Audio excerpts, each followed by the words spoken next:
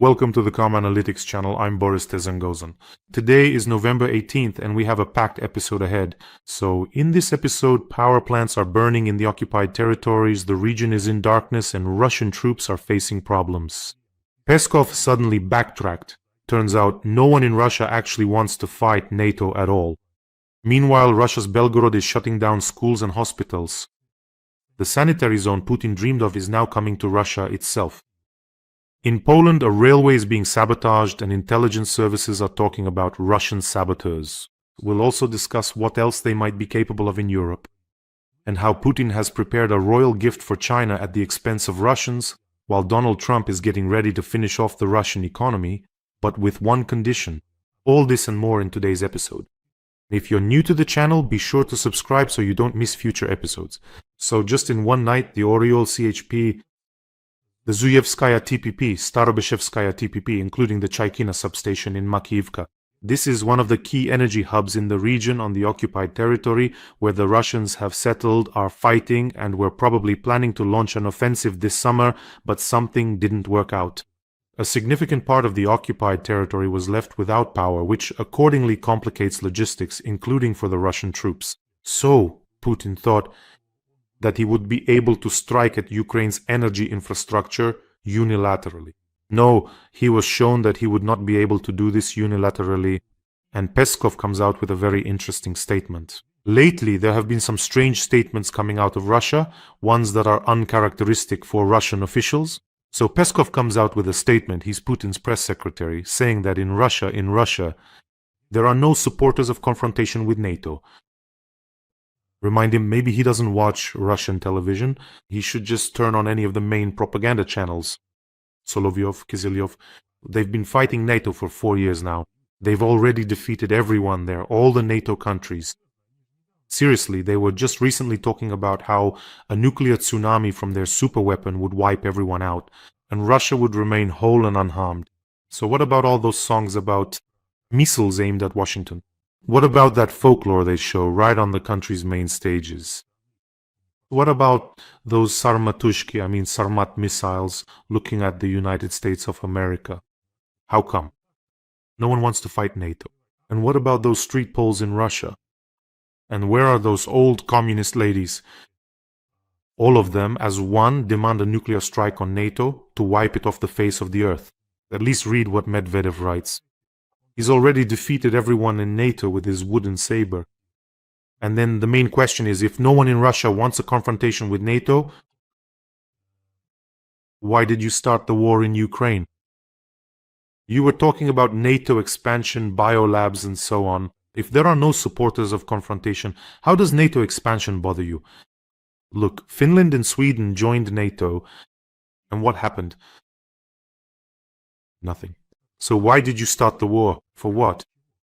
If, at the start of the full-scale invasion, Russians living in regions bordering Ukraine had been told the kind of news I'm about to tell you now, they would have thought the person was crazy, that such a thing couldn't be possible. News.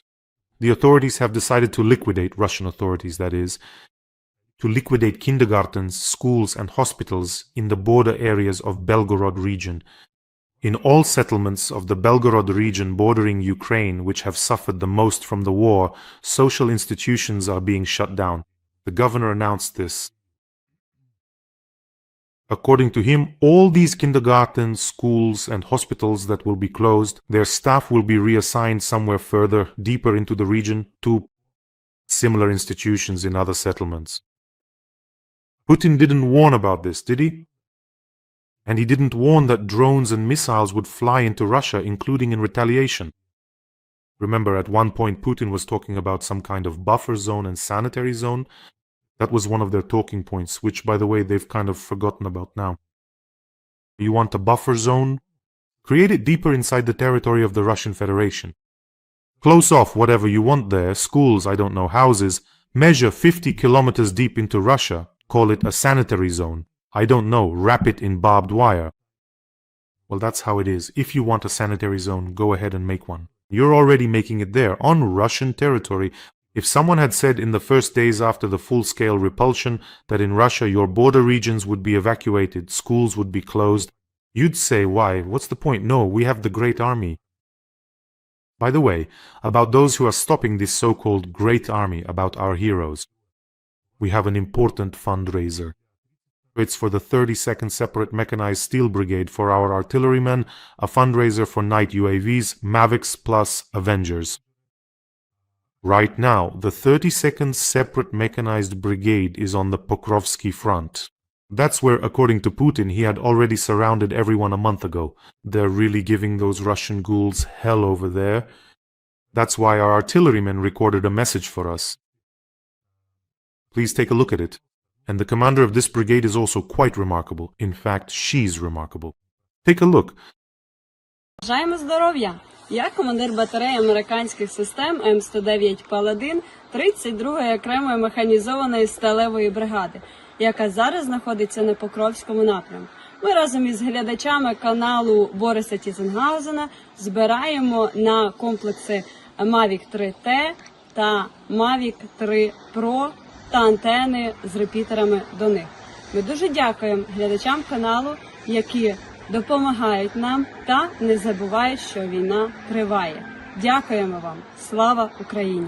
Героям слава! Let's help our soldiers, our valiant heroes, who right now, at this very moment, are stopping the Russians from advancing further and destroying them. They're simply laying them to rest in Ukrainian soil.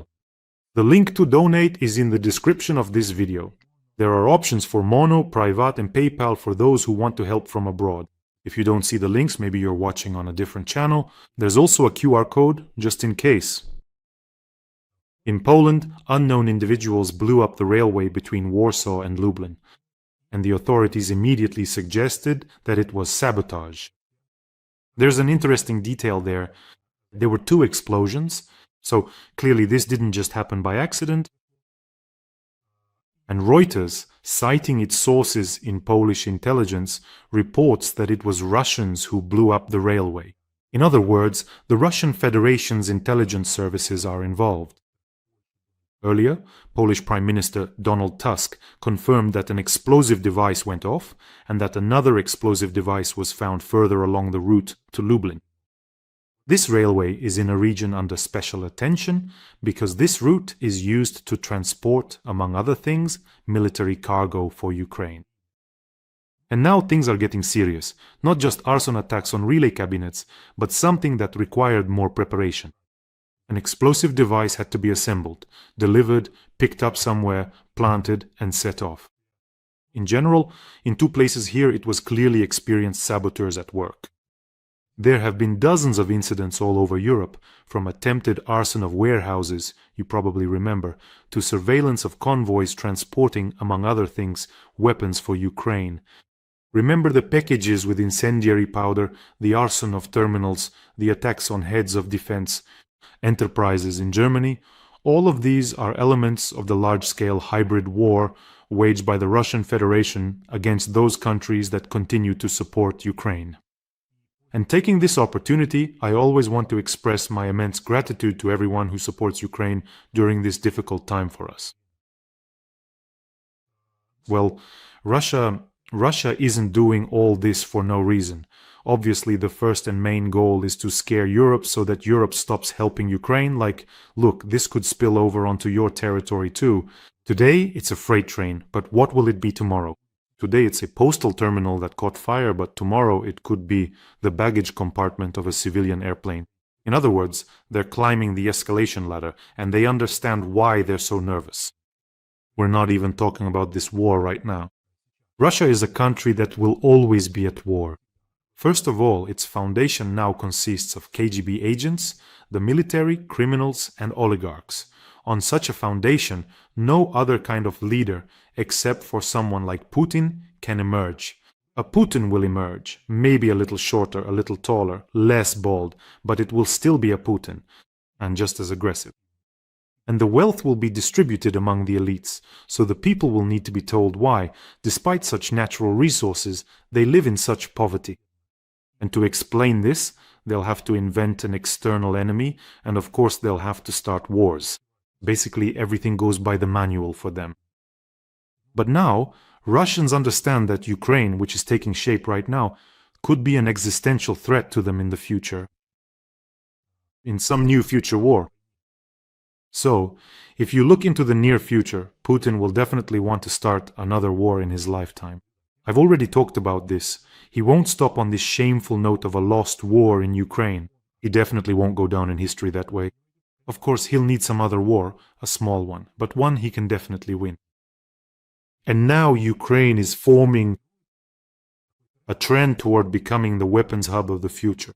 That is, based on the contracts being signed now, there's every chance that we will become such a weapons hub. Let's take a look at the recent agreement with France. That is Rafale aircraft, missiles, aerial bombs, air defense systems. By 2035, we are supposed to receive 100 Rafale F-4 aircraft. For Ukraine's combat aviation, SAMP-T air defense systems, radars for them, air-to-air class. And in general, air-to-air missiles as well, Now, this SAMP-T is the European equivalent of the Patriot system. It's a long-range multi-purpose air defense system capable of engaging missiles and aircraft. And it seems to have been declared that, in the long term, Ukraine will receive up to 8 batteries of such systems, from France alone. Do you understand what that means? Plus, this year, joint projects between Ukraine and France will begin, including the production of interceptor drones and work on developing critical technologies for our Ukrainian UAVs. In general, in reality, this is a serious 10-year framework agreement on defense. This isn't a one-time delivery. It's a politically formalized long-term partnership between Paris and Kiev. And a long-term contract as well. Contacts, joint developments, large factories that will be built and are being built on the territory of Ukraine. Arms factories. This is the guarantee that Ukraine will become a true innovation hub, producing weapons not only for itself but also for other countries. This will be the key factor that will make the savages from the swamps think 100 times before attacking. I think they definitely won't try it a second time, because the painful gestalt in Ukraine will not be resolved. And I also noticed that we have quite a few long-term agreements like this. Both the US and the UK have launched joint production of interceptor drones with us. Moreover, we're talking specifically about industrial production lines in Ukraine, not just the supply of these drones. With Britain, we are producing our drones together. The Build in Ukraine initiative, that is, a Ministry of Defense program, the localization of international defense companies in Ukraine. In general, the more, the better. The goal is to produce as many systems as possible, from drones to armored vehicles, right here to meet European demand. There are also programs with Scandinavian countries, with the Czech Republic and so on. And there's a very good program with Turkey as well. I won't go into details. In general, this is what Russia is afraid of. That at some point, Ukraine will truly become the country that can help one of its neighbors, whether they're in the alliance or not, if Putin decides to attack again. That's where the existential threat lies for him. If Ukraine, without all the weapons we have now, managed to stop the Russian army, not just stop them, but hit them so hard that they won't soon forget it, then what will Ukraine do to the Russian army with modern weapons? When Ukraine is no longer dependent on the will of our partners, when it's not a matter of, we won't give you Tomahawks, we won't give you this, we won't give you Taurus, and we won't give you that. When Ukraine is no longer dependent on this and has its own weapons, that will be a completely different story, and I believe that we will definitely get there. We have no other choice. You know, every time I hear about Russian weapons again, all these tales about super new weapons with no analogs, Poseidon, Burevestnik, Sarmat, I remember, since we're talking about weapons, that back in 2010 at the Farnborough Air Show, Russia presented a model of its first MC-21 aircraft. They even signed a contract with Malaysia for the supply of 50 of these Russian planes, which they supposedly would produce as an alternative to Boeing and Airbus. The year was 2010. 15 years will pass. The deadlines for serial production of this aircraft will keep getting pushed back and back and back. And this is despite the fact that Russia possesses enormous wealth. Enormous. And already this year, in 2025, at the Dubai Air Show, Russia will once again present a model of its MC-21 aircraft. And you, my dear friends, can't name a single gadget, not a single car, not a single household appliance that people around the world buy from Russia. Can you name me anything like that? Anything at all? Aside from resources and weapons, is there anything at all that Russia knows how to produce? And problems for the whole world? A paper empire with a paper rat at its head. The most interesting thing is that realizing the competition for global leadership is lost. It's over. Russia is no longer in the game. Now it's the US and China competing. And realizing that, as a wise ruler, Putin will not go down in Russian history as someone who multiplied the wealth of the Russian Federation. Yes, just like in the Arab countries. They find oil and that's it. There used to be desert and now there are glass skyscrapers, the tallest towers in the world, artificial islands. Just like in Russia. There's oil, so what? Where are all those artificial islands and everything else? Where is all of that? All those apartments and houses on these artificial islands abroad are being bought with oil money by the Russian elite. So basically, Putin, realizing that he won't go down in history as a wise ruler or someone who achieved any significant accomplishments, understood that the only way to make a name for himself at the end of his career is through war. Now, as far as Ukraine goes, Moldova is just a stone's throw away. We'll see what happens there. As he said, Russia's borders never end anywhere. So Ukraine ended up standing in the way. To what extent, right? For the fourth year, he's trying to take Pokrovsk. For the fourth year, he's trying to capture Donbas. It's the fourth year since the full-scale invasion. No, he's actually been trying to capture Donbas since 2014. Do you realize how many years it's been and how many Russians? How many soldiers he's lost there, these occupiers.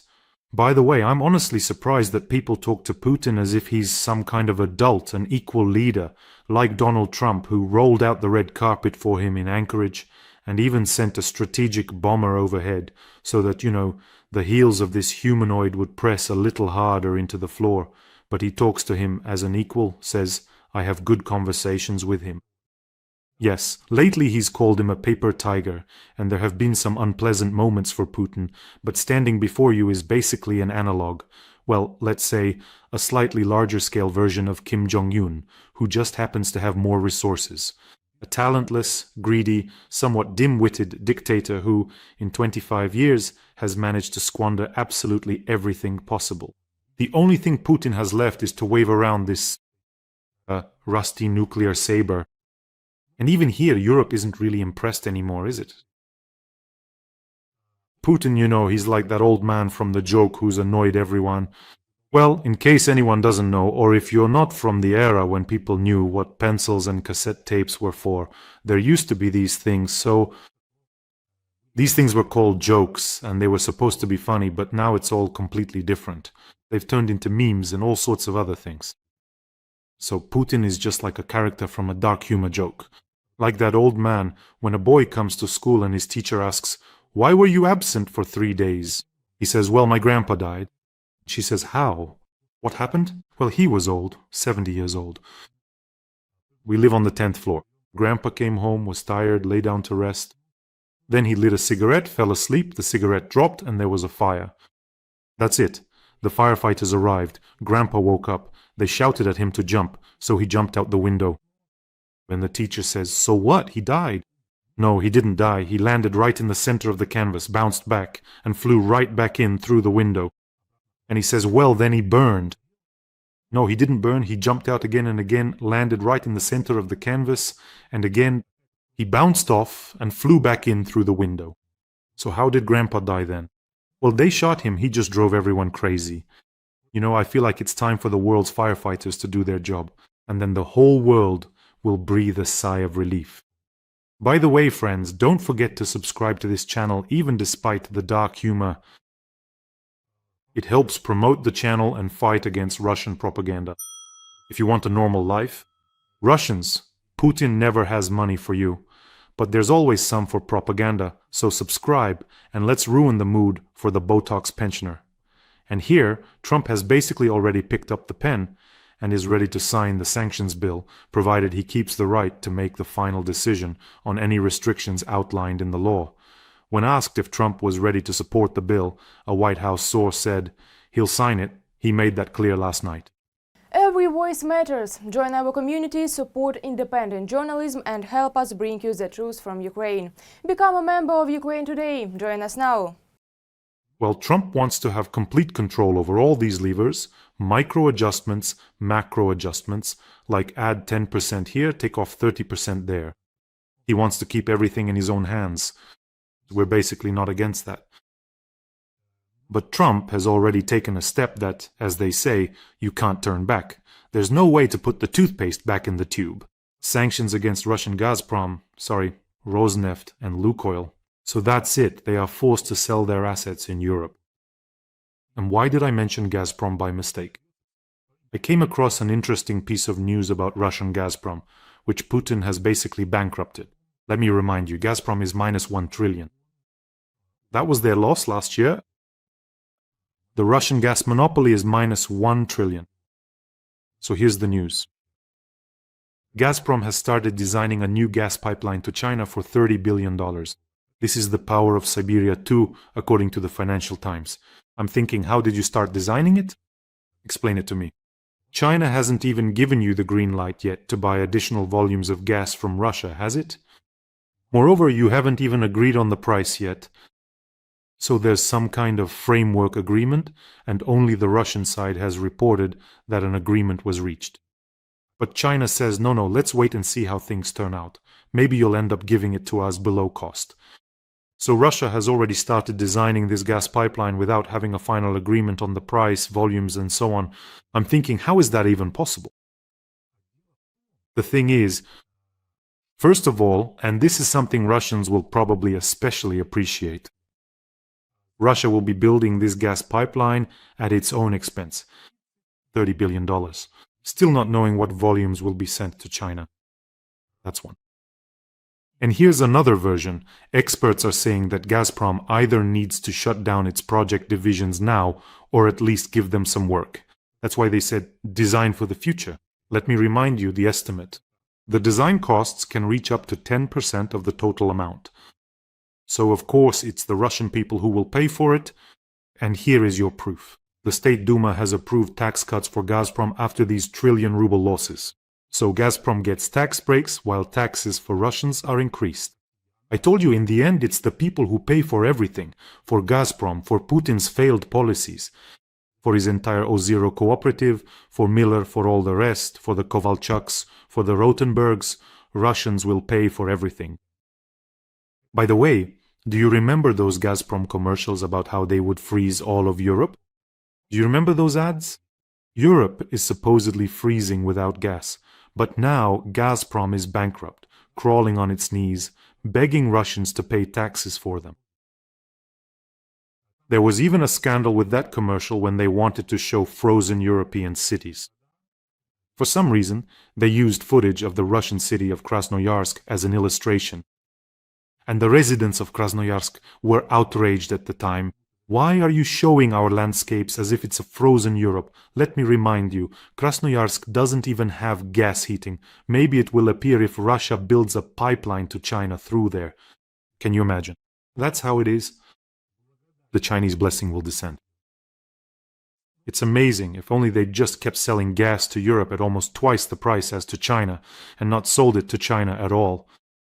They could have kept building their Nord Stream pipelines. Money was flowing in like a river. There were no sanctions at all. Russians could travel wherever they wanted. There was no such thing as Russophobia, or hatred of Russians. But no, the balding jellyfish decided he wanted to go to war in his old age. He'll go down in history as a great loser, and everyone understands that Putin's only achievement in this war will be a scorched piece of Ukrainian land.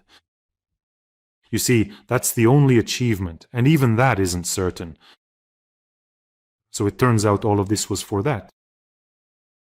Well, the only achievement that Putin has managed to articulate, at least somewhat, when he was asked directly, so what exactly do we have here, like, what are we getting out of this? More than a million lives lost, sanctions losses, everything, absolutely everything. And what do we get in return? And I remember how at one event Putin was asked this question, and he answered, giggling like some old pervert. He said, well, the Sea of Azov is now an internal Russian sea. Isn't that an achievement too? Oh, what an achievement. So go ahead and roll it up all around the Sea of Azov then. Build a highway and drive around this ring road, drive until you turn blue, drive yourself to death there. That's the achievement. Well, friends, take care of yourselves and your loved ones. Subscribe to this channel, and let's support our glorious artillerymen. The link to donate is in the description of this video. The 32nd Steel Brigade on the Pokrovsk direction. They need our help. Wishing us all a peaceful day and glory to Ukraine.